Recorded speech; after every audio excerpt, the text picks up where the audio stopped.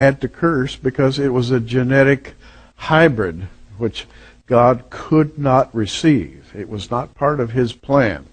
And from that time until this, there has been a battle, and that battle comes to us in Genesis 3:15, in which there is a contest to see which seed dominates. Will it be the seed of the serpent or the seed of the woman?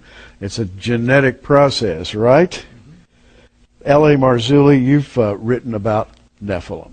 The Nephilim in the Old Testament, the fallen ones, they were a mixture. They were something God didn't approve of, and they started I guess you could say, they started a ball rolling that's still rolling today. Yeah, what we're looking at is this cosmic struggle, this cosmic chess match between the Most High God and the fallen angel. And of course it's a mismatch. The fallen angel, Lucifer, Satan, is no match for the Most High God. But he's so demented and so depraved that he actually thinks he can win. And then, of course, when you fast forward to the book of Revelation, when he gathers the kings of the earth and assembles them, they're looking up. They're ready to do battle. They really think they can win this war.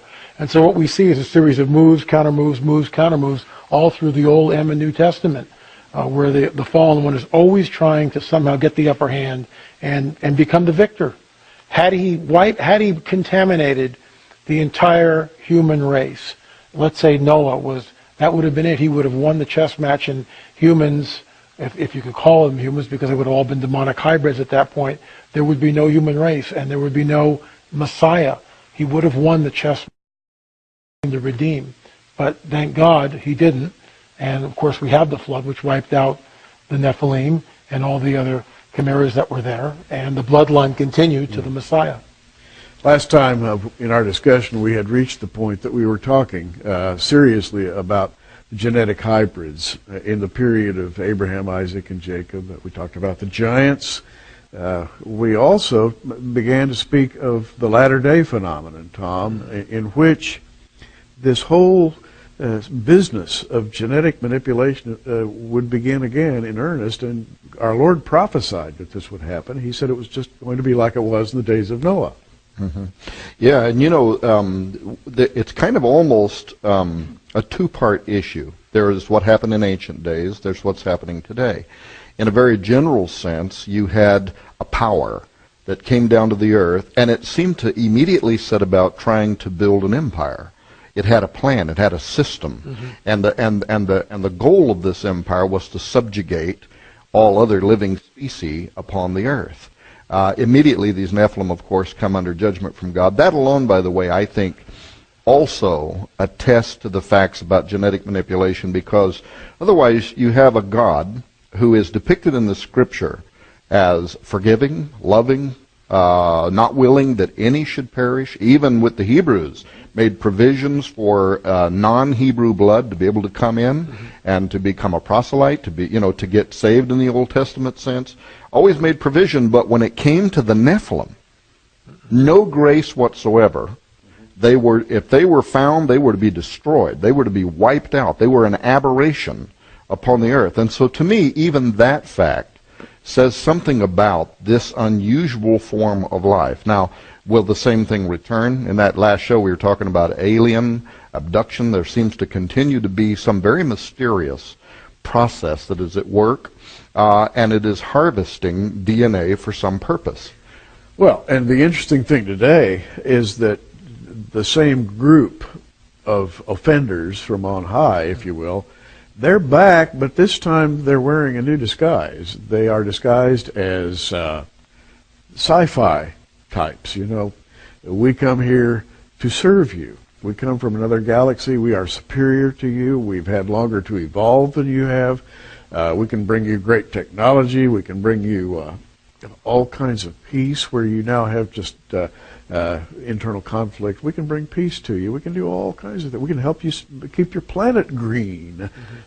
So they're coming as our divine overseers, and actually I think being received that way by some groups. Being received that way now in ways that are frankly surprising. For instance, how the Vatican has weighed in on this issue in recent years. And we in the last show we just mentioned this official disclosure series, which you're now making available through prophecy in the news, 20 hours of audio recording.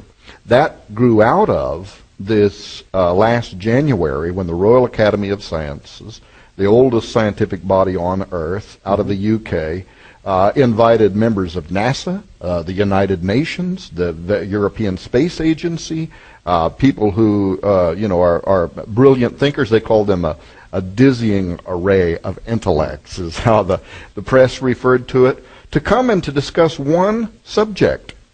Are we alone in the universe? And actually, can we make contact? Well, when the Vatican weighed in on this,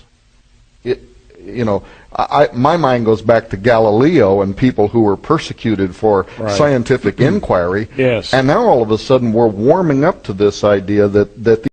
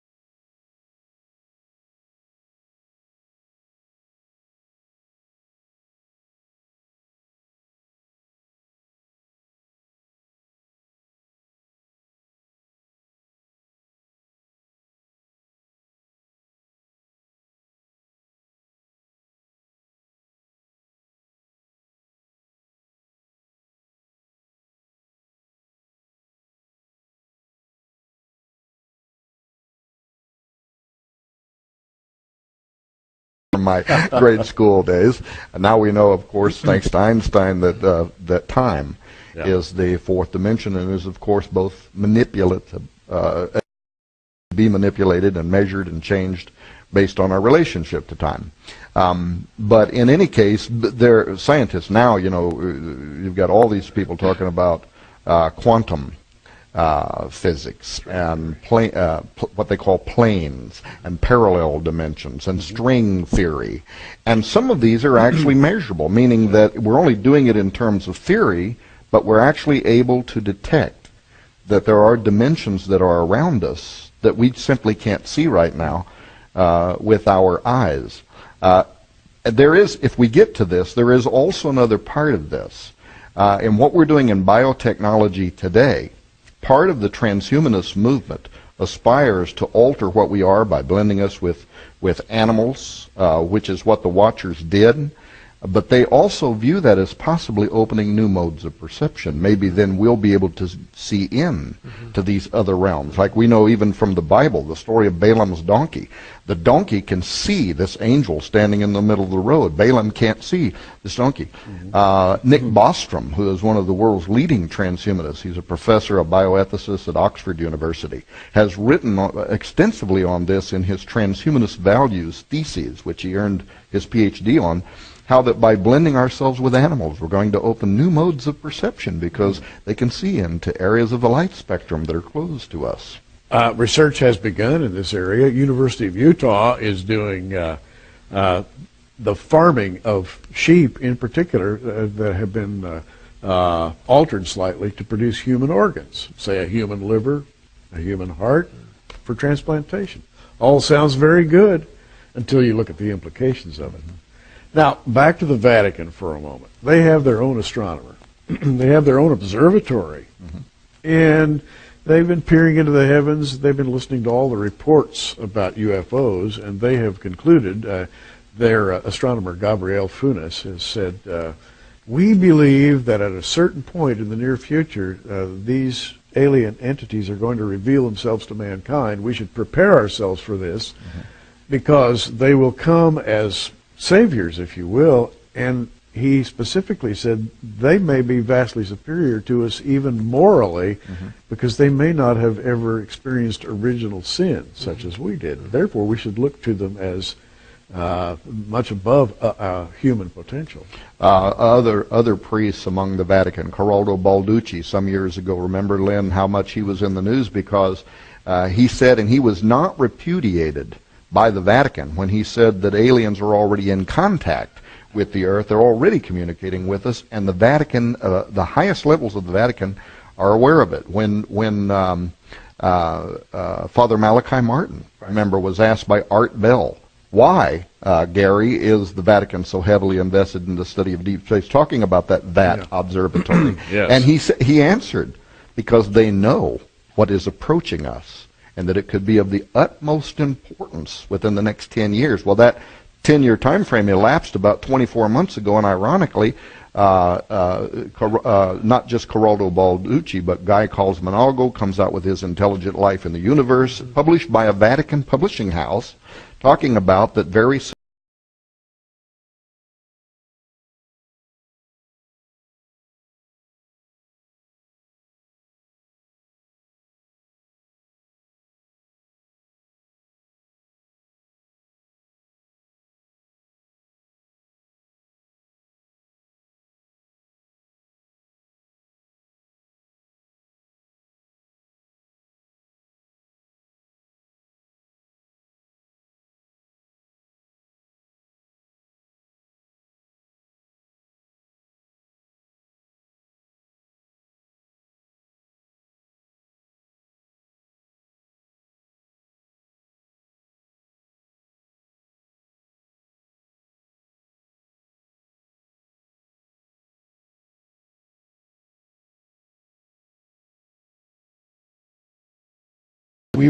I'll reiterate it quickly, but it's basically the alien gospel. I can't say it enough. There are progenitors that created all life on the planet, genetically manipulated human DNA to our present form. We're worshipped as gods. Now they're back at this critical juncture in human history. The Vatican, I believe, is setting the stage for the coming great deception. And it's not that it's almost here. I think it's here, which ties into what you were saying. They know. And they're trying to prepare the masses in some way. Well, let's broaden this discussion just a little bit and just mention one word, and I'm sure that when I do, all of our viewers are going to just jump up and understand exactly what we're talking about. Roswell. Yeah. Everybody knows about Roswell. And the little guys, you know, the crashed flying saucer, these little bodies lying dead on the ground. I think every human being alive today has heard about Roswell. What happened there? Well, that is the big question, I guess. Mogul balloons, Gary. That's what the government says. Yeah, it was balloons. Crash test dummies. Crash test dummies. Absolutely. Crash test. Yeah, right. Those were a little too small for crash test dummies. Yeah, well, we wanted to ask that question, too. That's why in this series, Official Disclosure, Prepare for Contact, we went back to the original civilian investigator, physicist. And we also went to Jesse Marcel's son, Jesse Marcel Jr., who even the government admits is the only person on Earth today, admits is a key phrase, handled the Roswell debris. Now, the people on this production that you've put together, it's called Official Disclosure, Prepare for Contact. I believe that we're at the edge of something big, right?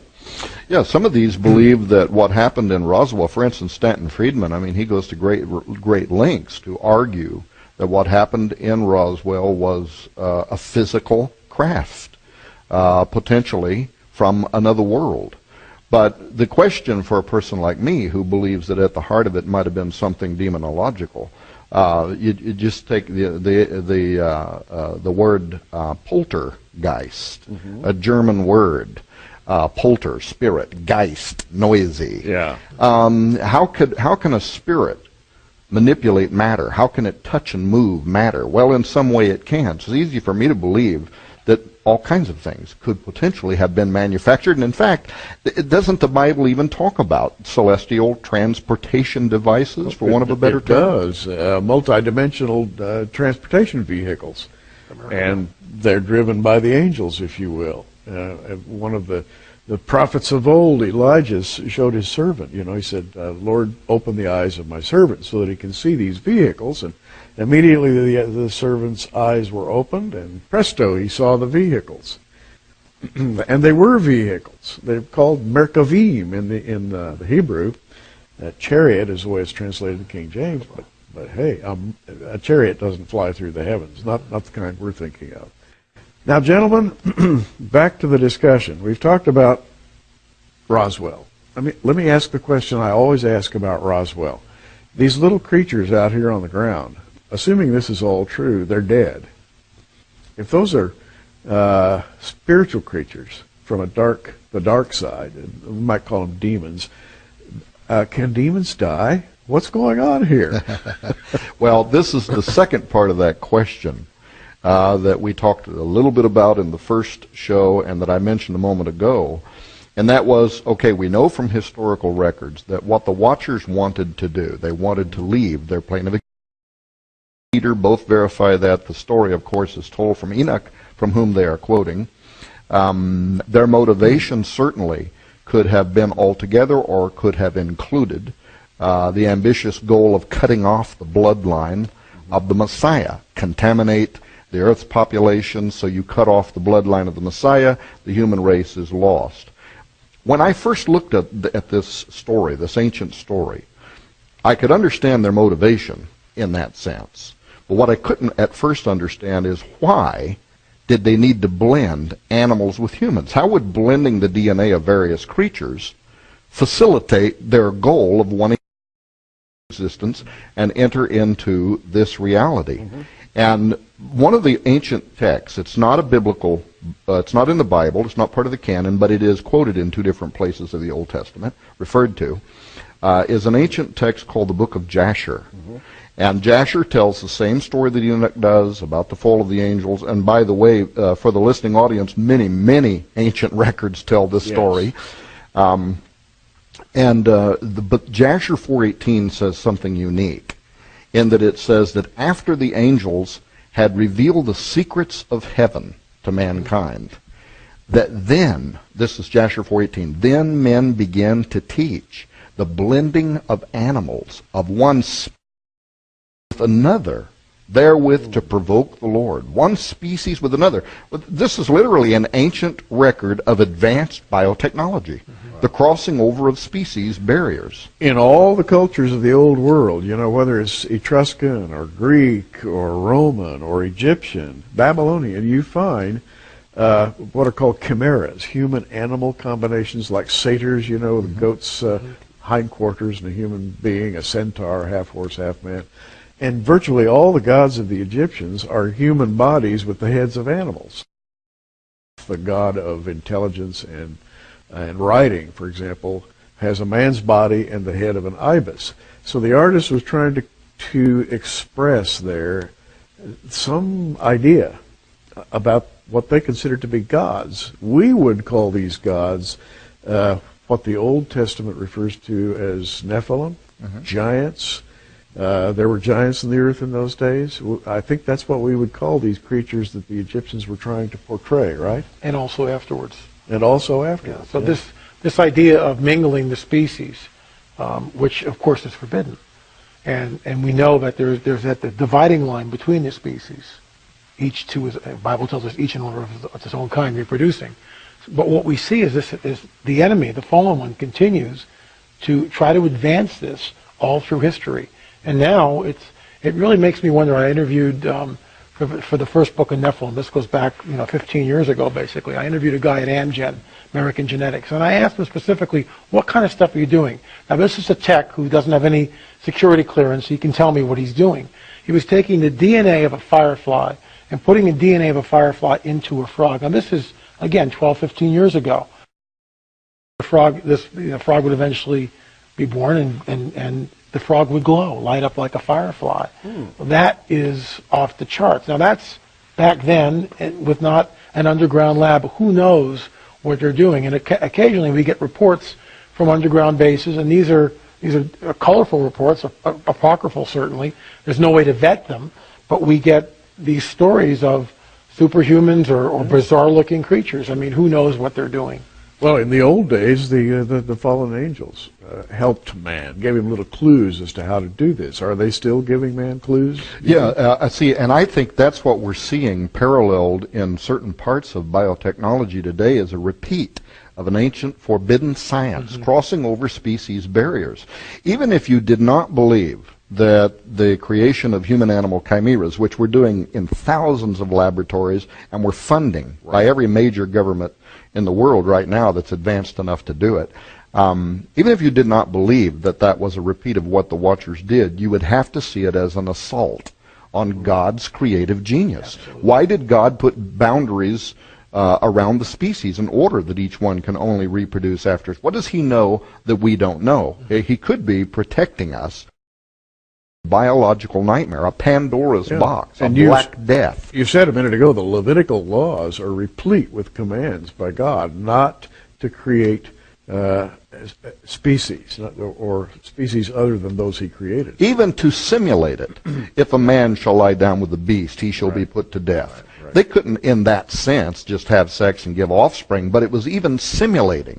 Even the idea was such a spirit of Antichrist, of such a Luciferian concept, that it was forbidden in the law. It couldn't even be simulated. Now, I asked the question a moment ago, though, how would that facilitate? And the short answer is that because God had created everything, only God, one thing the Watchers could not do, they could not speak, bara, and call forth out of nothingness raw atomic nuclear matter and command it to take a specific molecular form that then becomes a tree or a cow or a dog or a fish or a human or whatever. Only God could do that. What the Watchers could do, since they either participated with or observed creation, they could do what our scientists are doing today, and that is they could take the genetic material of one species and another and blend it to create a body. Why I think they did that was because once God had created all life, including humanity, he set it in motion. And he ordered each kind to reproduce after its own kind, meaning that when the sperm of a human meets the ovum of a human, at the first spark of life, the spirit of a human enters into this zygote. It's blocked. It's in order. In other words, it's not just a vacant, empty biological entity into which a spirit can take up residence. He set it in motion. They had to corrupt that.